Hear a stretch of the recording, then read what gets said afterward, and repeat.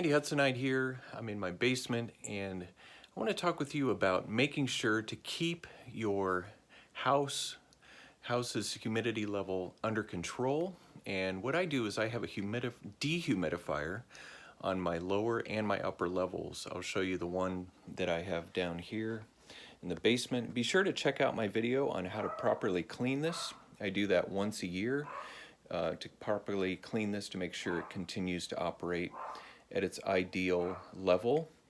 And you want to keep one in every area of your house where you have higher humidity, or if you have a lot of people in the house because they're taking showers and so forth, and it will just cut down on your humidity level and keep mold at bay. Just a great way to keep the environment in your house at a comfortable level.